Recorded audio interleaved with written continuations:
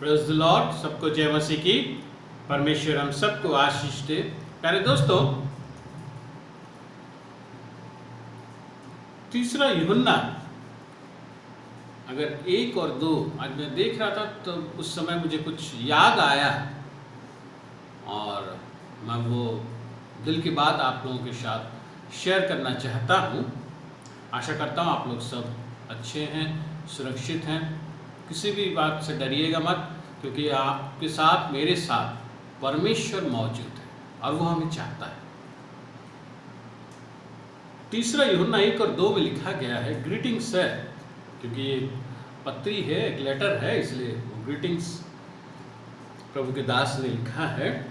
मुझ प्राचीन की ओर से प्रिय गैयुस के नाम, जिससे मैं सच्चा प्रेम रखता हूँ। हे प्रिय, मेरी ये प्रार्थना है कि जैसे तू आत्मिक उन्नति कर रहा है, वैसे ही तू सब बातों में उन्नति करे और भला चंगा रहे। कितनी अच्छी चीज है, आप उन्नति करो, आप भले चंगे रहो। मैं तुमसे बहुत प्यार करता हूँ। कितना अच्छा लगता है ये सब विषय। और ये सब लिखा गया उन लोगों के लिए जो उनके साथ एक रिलेशनशिप में आए थे और उनका काम देखा, एक तार सा जुड़ जाता है। ये जब मैं पढ़ रहा था तो एक चीज़ मुझे याद आई। बहुत से जगह पे मैंने देखा है, जब कोई गुजर जाता है तो उस समय हम जो प्रेयर मीटिंग्स वगैरह उसकी आयोजन करते हैं, प्रेयर मीटिंग्स जो सब रखते हैं, उसमें अच्छी बात है रखना। उसमें एक पार्ट रहता है जहाँ की लोग खड़े होकर उनके बारे में कुछ कुछ बोले, वो ऐसे थे, वैसे थे, अच्छी अच्छी बातें बोले नेचुरली, और वो ऐसे करते थे, ये उसके द्वारा हमें इंस्पिरेशन मिला, वो बहुत ही प्रेरणा देते थे हम लोगों को, ऐसा थे, ऐसी उनकी सोच थी। बड़ी बड़ी चीज़ें हम उनके बारे में बोलते हैं, बहुत बड़ी बड़ी अच्छी अच्छी चीज़ें बोलते हैं। अगर उस जगह पे हम बैठ के उस व्यक्ति के बारे में सुने तो हमें लगेगा ये व्यक्ति कुछ ऐसा था जो हम नहीं जानते थे। अब बात है, मैंने बहुत बार इसको गौर किया है और बहुत जगह में तो इसका बहुत इम्पोर्टेंस देते हैं। मैं ये नहीं कहता कि आप जो आपको छोड़ के गए हैं उनके बारे में आप बुरा कहें या फिर कुछ ना कहें। फीलिंग्स को मैं समझता हूँ, मैं भी इंसान हूँ, हमारे अंदर वो फीलिंग्स है और रहती है और रहनी भी चाहिए, क्योंकि वो तार को जोड़ के रखती है। लेकिन क्या ये व्यक्ति सुन रहा है? आप इतने बड़े बड़े बात बोल रहे हैं। मैंने बहुत सी जगह में देखा है, मीटिंग्स में वो बहुत बड़ी बड़ी बातें करके ऐसा था, वैसा था, ऐसी उसकी पर्सनैलिटी थी, ये थी, वो थी। और मैं सोचता हूँ कि अरे ये तो जिंदा रहने का समय, मैंने कभी ये सब विषय को मैंने जाना नहीं, ये ऐसा था, ये व्यक्ति ऐसा था। क्यों मैं क्यों नहीं जान पाया? वो इसीलिए क्योंकि जिंदा रहने का समय, जब वो व्यक्ति जिंदा था, उस समय यही लोग उसके बारे में बुरा भला कहते थे, उसे इंपॉर्टेंस नहीं देते थे। यही लोग उसके बारे में कमेंट्स करते थे। यही लोग कहते हैं अरे यार छोड़ो, ये ऐसा है वैसा है। और आज वो नहीं है तो वर्षन बदल गई है। ऐसे बहुत जगह में मैंने देखा है प्यारे दोस्तों, जो कि जाने वाला व्यक्ति अपने दिल में वो दुख लेके जाता है कि ये मुझे नहीं पूछा, वो मुझे नहीं पूछा, वो मेरी बात को नहीं समझा, ये मेरी बात को नहीं समझा। और जाने के बाद वही व्यक्ति कहता है कि नहीं, मैं इसे जानता था, ये ऐसा थी, वो ऐसा था। बात कहने का मतलब मेरा आज ये है कि अगर आपको किसी की प्रशंसा करनी है, अगर आपको किसी को अच्छा है बोलना है, अगर किसी के पर्सनालिटी के बारे में आपको कुछ बड़ा कहना है तो वो जब जीवित है उसके सामने खड़ा होकर कहिए। हो सकता है वो अगर दुर्बल हो तो आपकी बातें सुनकर वो उसे शक्ति आए, वो चंगा हो सकता है अगर कहीं वो टूटा हो अंदर से तो आपकी बातें सुनकर वो काम में और आगे मन लगाए। सबसे बड़ी बात, वो इस दुख को लेकर इस पृथ्वी को नहीं छोड़ेगा कि इन्होंने मुझे नहीं समझा, इन्होंने मुझे नहीं पूछा कि मैं बेकार हूँ, मेरा कोई काम नहीं, मैं फालतू हूँ। ये सब चीज़ें, ये सब गलत चीज़ें वो लेकर इस दुनिया से नहीं जाएगा। मैं आशा करता हूँ आप लोग मेरी बात समझते हैं। ये ज़रूरी है प्यारे दोस्तों। मैंने देखा है जब माँ बाप जिंदा रहते हैं तो बच्चे समझते हैं नहीं, या दादा दादी या बड़े या भाई बहन या पति पत्नी जब जिंदा रहते हैं तो आपस में एक दूसरे को समझते हैं नहीं, इम्पोर्टेंस नहीं देती है, 10 ठो गलतियाँ निकालते हैं। लेकिन जैसे ही ख़त्म हो जाते हैं, जैसे इस दुनिया छोड़ के चले जाते हैं, बस उसके बाद जो प्रेयर मीटिंग्स होती है उसमें बड़ी बड़ी बातें होती है। बहुत लोगों को बोला जाता है आप बोलो आप बोलो, वो भी खुद खड़े होकर बोलते हैं मेरा पत्नी ऐसी थी, मेरा पति ऐसा था, मेरा दादा ऐसे थे, मेरा दादी ऐसी थी, मेरे माँ ऐसी थी, मेरी बाप ऐसी थी, ऐसे थे। ऐसी चीज़ें हम बोलते रहते हैं कि वो ऐसा थे, इससे मैं ये सीखा वो सीखा वो सीखा। लेकिन जब वो जिंदा रहते हैं तब हम पूछते ही नहीं। यीशु मसीह क्रूस पर भी जब जिंदा था अपनी माँ को कहा, उस चेले को कहा से ये तेरी माँ है, और माँ से कहा ये तेरा बेटा है। जीवित रहने के समय यीशु मसीह ने अपने पिता को खुश किया क्योंकि वो पिता के कहना को मानता था। आज हमारे जीवन में बहुत बार जब हमारे परिवार के लोग जीवित रहते हैं हम एक दूसरे को नहीं समझते, लेकिन पृथ्वी छोड़ के जाने के बाद हम बोलते हैं वो ऐसा था, वो ना ऐसा था, मैं उस समय उसकी बात, कभी कभी हम रिपेंट भी करते हैं, मैं उनकी बात नहीं सुना, उस समय वो ये बोल रहे थे वो बोल रहे थे, मैं समझा नहीं। क्या फ़ायदा, ये सब चीज़ का क्या फ़ायदा। अगर किसी की सेवा करनी है, अगर बड़ों की सेवा, उसे समझिए। अगर माँ बाप को, आपको माँ बाप की सेवा करनी है तो वो जीवित रहने के समय उनको समझिए, वो क्या चाहते हैं, वो क्या चाहते हैं, वो किस अवस्था में है, वो आपसे क्या उम्मीद रखते हैं। समझिए, उसे पूरा करने की कोशिश कीजिए, उनके मुंह में हंसी लाइए। लेकिन उस समय हम कुछ करते नहीं, और जब वो नहीं रहते तो बड़ी बड़ी चीज़ें हम करते हैं। आप भी बोलिए, आप भी बोलिए, आप भी बोलिए। हाँ, मेरी माँ ऐसी थी, मेरे पापा ऐसे थे, मेरे दादा ऐसे थे, मेरे दीदी ऐसी थी, मेरी दादी ऐसी थी, वो ऐसा था, ये ऐसा था। या फिर बहुत समय में लोगों के बारे में भी जाके हम खड़े होके बोलने की इच्छा रखते हैं, नहीं मैं बोलूँगा उनके बारे में, ऐसा है वो ऐसा है ऐसा। लेकिन जब जीवित थे एक दिन भी देखने नहीं आए होंगे आप। कुछ ज़रूरत है भैया मैं लेके आऊँ, नहीं बोले होंगे आप। आप बेड पे हैं मैं आपकी सेवा करूँ, नहीं बोले होंगे आप। लेकिन मानने के बाद अब खड़े होकर बड़ी जोर से बोले वो ऐसे थे, उनकी पर्सनैलिटी ऐसी थी वैसी थी। अरे जब वो बिस्तर पे थे आप आके उनकी सेवा क्यों नहीं की? भला होता। ये शब्दों से वो काफ़ी भला होता, उससे आपको आशीष मिलता है। यहाँ बोलने से कुछ नहीं मिलेगा आपको, कुछ नहीं मिलने वाला, सब खत्म हो चुका है। ये एक सच्चाई है जो मैं बार बार देखता हूँ, मुझे बहुत खराब लगता है। मैं ऐसे ऐसे लोगों को जानता हूँ जो आज इस दुनिया पे नहीं हैं, और वो दिल में ये दर्द लेके इस दुनिया से गुजरे हैं कि इसने मुझे नहीं पूछा, ये शायद ये मेरे से गलती हुई, इन्होंने मुझे नहीं समझा। और मैं देखता हूँ वो जाने के बाद वही लोग खड़े होकर बड़ी बड़ी बातें उनके बारे में बोलते हैं, वो ऐसे थे ऐसे थे, ऐसे उन्होंने किया, ये चीज़ उन्होंने हमें सिखाया। अरे भैया वो जब जिंदा थे तब आप ये सब चीज़ उनके सामने क्यों नहीं बोले? वो जो चाहते थे वो क्यों नहीं किए? अगर किसी को अच्छा कहना है तो वो जब वो जिंदा रहे उसके सामने जाइए और बोलिए आप एक अच्छे इंसान हैं, इससे आपको आशीष मिलेगा। वो आपके लिए प्रार्थना करेगा कि प्रभु इसे आशीष दे, मुझे अच्छा बोला। इसे शांति मिलेगी। यही होना है। अब आप अब्राहम के समय में देखिए, अब्राहम बहुत प्रेशर में था।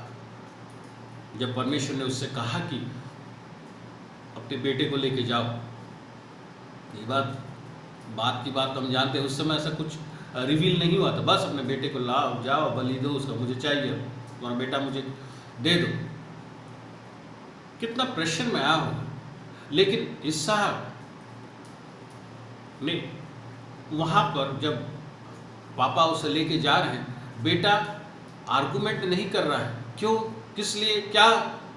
हम होते तो कितना, हमको तो छोटी सी छोटी बात में भी अगर सैक्रिफाइस करने के लिए बोले, बेटा आज मेरे पास ये नहीं है, कल लेना, या बेटा आज ये नहीं हो सकेगा, अभी थोड़ा तंगी चल रहा है, बाद में करना, हम बस तबाड़ तोड़ शुरू हो जाते हैं। ये नहीं है, वो नहीं है, ये नहीं है। समझने की कोशिश नहीं करते कि हमारे बुजुर्ग, हमारे बड़े किस प्रेशर से गुजर रहे हैं, जिसकी वजह से वो कुछ कर नहीं पा रहे। इस जगह पे बनता है हम शांति से वो सैक्रिफाइस दें।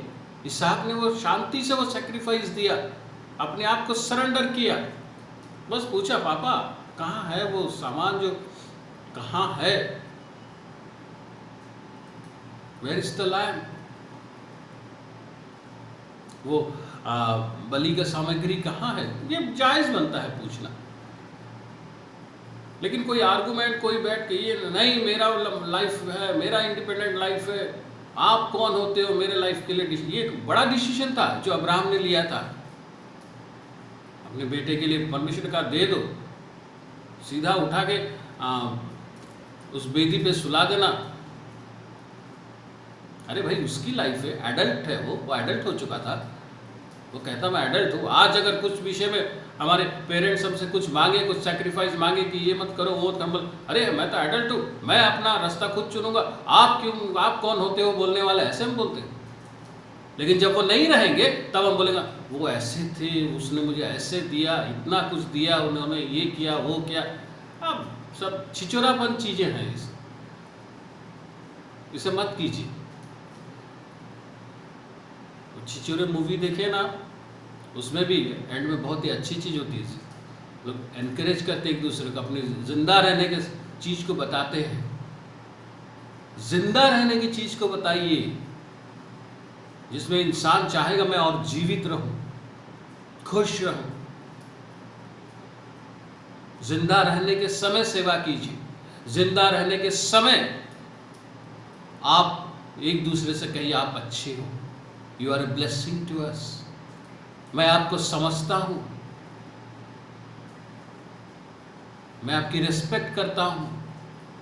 आप बताइए आप किस चीज में खुश होंगे? आपने मुझे इस तरह से इंस्पायर किया, बताइए। शर्म आती है आपको? लेकिन जाने के बाद लोगों के भीड़ में हम खड़े होकर एकदम बोलना चाहते हैं। कभी कभी कुछ मीटिंग्स में मैंने देखा है, कुछ ये थैंक्स गिविंग मीटिंग में लोग कंप्लेन भी करते हैं, मुझे उन्होंने चांस नहीं दिया, मैं कुछ बोला रहता उनके बारे में। अरे भैया, जब जिंदा थे तब आके घर में आपने सेवा नहीं की, कुछ किया नहीं, और चले जाने के बाद आप खाली खड़ा होकर माइक में बोलने के लिए रेडी हो? क्या है यार ये सब? ये ड्रामा सब करना बंद कीजिए, वरना आपका लाइफ भी ड्रामा होके रह जाएगा। कोई सच्चाई नहीं होगी इसमें। ये बात मेरे दिल को छूई। मैं ये नहीं कहता कि आप थैंक्स गिविंग मीटिंग में सिर्फ बस प्रेयर करके ख़त्म कर दें। ठीक है, बोलिए उनके बारे में, मैं इसमें भी मना नहीं करता या मैं इसके खिलाफ नहीं हूँ। लेकिन मेरा दिल ये कहता है, जो हम कहते हैं उस वक्त, वो जब जिंदा थे, जो हम कह रहे हैं आज, वो जिंदा रहने का समय हम उनके लिए कर रहे हैं। उनके सामने उस बात को कहें, ये गट्स हमारे अंदर होनी चाहिए, ये उत्साह हमारे अंदर होनी चाहिए। वो है नहीं और उसके बारे में आप बोल रहे हो, आज क्या फायदा? लेकिन जब था तब आप बुरा बोलते थे। अरे भैया, जब नहीं है तब आप बुरा बोलो, कोई फर्क नहीं पड़ेगा। लेकिन उल्टा होता है, हम बुरा जब वो जिंदा रहते हैं तब बुरा बोलते हैं, जब वो नहीं रहते तब हम अच्छा अच्छा बोलते हैं। क्या फ़ायदा? आप अच्छा बोले होते तो वो उनके मन में और रहती कि चलो मैं और 2-4 दिन प्रभु मुझे दो, मुझे लोग अच्छे बोल रहे हैं, अच्छा लग रहा है। ये बात को हमें बदलना पड़ेगा। मैंने एक घर में देखा था, वह इधर उधर बेटा घूमता था, अपने पापा उसके बीमार थे, हम लोग जाके मेडिसिन वगैरह लाते थे, कहते वो इधर उधर घूम के अपना मिनिस्ट्री करता रहेगा, घर का देखभाल नहीं, लेकिन अपना मिनिस्ट्री वो चला रहा है। ऐसी मिनिस्ट्री भी परमेश्वर नहीं चाहता जिसमें आप अपने घर को भूल जाए। जो परिवार परमेश्वर ने आपको दिया है उसका ख्याल रखना ज़रूरी है। और वो जाता था और हम ही जाके उसके पापा के लिए दवाई वगैरह और वहाँ रहते थे। मेरे कुछ दोस्त भी थे, हम लोग जाते थे वहाँ से। उस समय नया नया परमेश्वर के पास आया था और परमेश्वर ने मुझे बहुत आशीष भी दी उस परिवार से। और हम जाते थे, बैठते थे, उनको बोला अंकल ऐसा है वैसा है, बात करी, ये मेरा मीटिंग है यार, मैं निकल जाता हूँ। और जब उनके पापा जब गुजर गए, ये परमेश्वर के पास गए, और उस समय उसके बाद उसने बहुत बड़ी मीटिंग किया आयोजन की, थैंक्सगिविंग मीटिंग। सब आए, वीडियो बना, एकदम ये हुआ, और वो खुद खड़ा होके सबको फिर बोलने बोला। सब एकदम बड़ा चीज़ बोलते थे, ऐसा था, वो ऐसे थे, उनका ऐसा था, ये भी खुद बोला, वो मेरे लिए इंस्पिरेशन थे, उनके बात को मैं ऐसे ये बात सब मेरे जीवन में ऐसा काम किया, वो काम किया। मैं इसको सुना और मैं बाद में उससे पूछा कि मैं तो ये सब कभी देखा नहीं। बोला क्या देखा नहीं? बोले पापा जब थे तब तो तू नहीं था पापा के पास, इधर उधर भटकता था, इतनी चीज़ सब तू सीखा, इतना चीज़ सब अगर पापा की पर्सनालिटी इतना तुझे इंस्पायर करती, कभी पापा के सामने बोला नहीं एक बार भी? बोला अरे बार उस समय थोड़ी बोला जाता है, जाने के बाद पता चलता है। बोला हाँ यही बात है। क्या फ़ायदा प्यारे दोस्तों, ज़्यादा कुछ नहीं, बस मैं आपसे यही कहना चाहता हूँ, दिखावट की ज़िंदगी मत जिए, दिखावा का प्यार मत कीजिए। जो बात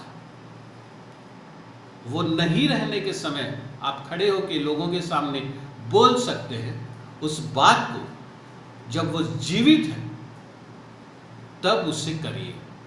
चाहे वो आपके माँ बाप हो, चाहे आपका दादा दादी, चाहे आपका भाई, आपका बहन, आपका परिवार का कोई रिलेटिव, आपका जान पहचान, या फिर आपकी पत्नी, आपके पति, कोई भी हो।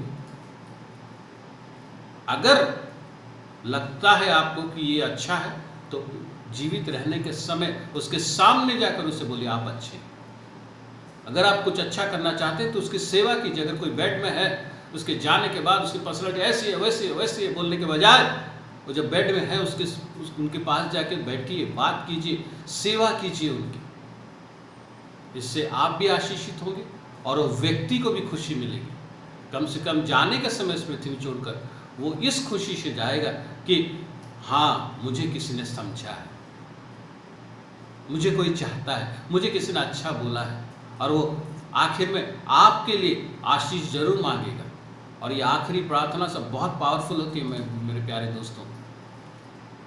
आप आशीषित भी होंगे और परमेश्वर भी यही चाहता है। बच्चे अगर माँ बाप के लिए बहुत कुछ करना चाहते हैं, बहुत बच्चे बाद में करते हैं, बोलते हैं बहुत कुछ, अगर करना चाहते हैं तो जब वो जिंदा है तब उनकी इच्छाओं को समझिए, किस प्रेशर से वो गुजर रहे हैं उसे समझिए और उसी तरह एक्ट कीजिए।